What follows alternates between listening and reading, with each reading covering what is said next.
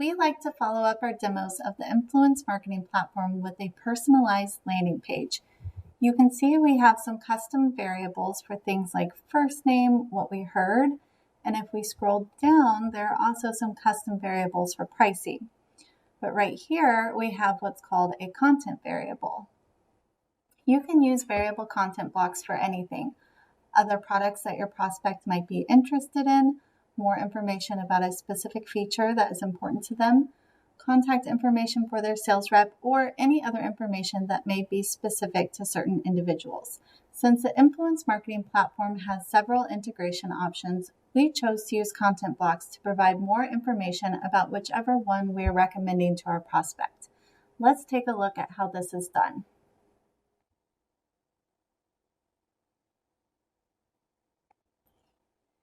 To get to content blocks, you can hover over the content icon at the top and click Content Blocks.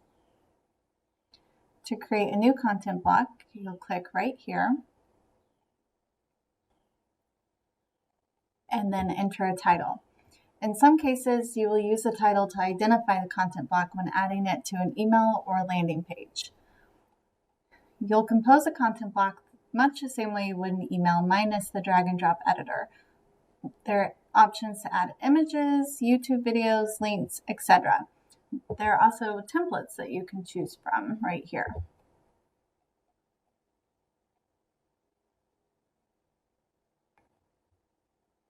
Here you can see the content block that we created for our Microsoft Dynamics integration. We've added some text, an iframed video, plus a link to more information on our website. Once you've created each of your content blocks, you will want to go to Options, to Content Variables,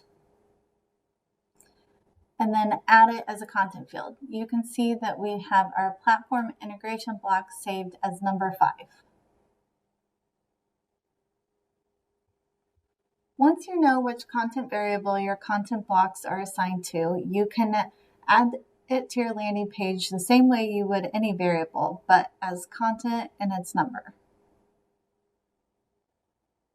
When you're ready to send someone their Pearl or personalized landing page, you will select which content block to display by updating the content variables in their contact detail record. We're currently in my contact detail record, and you can see that I already have a Pearl assigned right here. And if we scroll down to content block 5, you'll see that I've been assigned the Salesforce integration. Once you've assigned the appropriate content block, you can click Save and close out of the contact detail record. Here, we're viewing my landing page, and if we scroll down, we'll see that the Salesforce integration block is displaying because that's the one that I was assigned. Let's see what it looks like for someone else. If we type in Dave Cassiapo and scroll down, we'll see that he was assigned the Microsoft Dynamics integration block. And then for Joe Ramsey,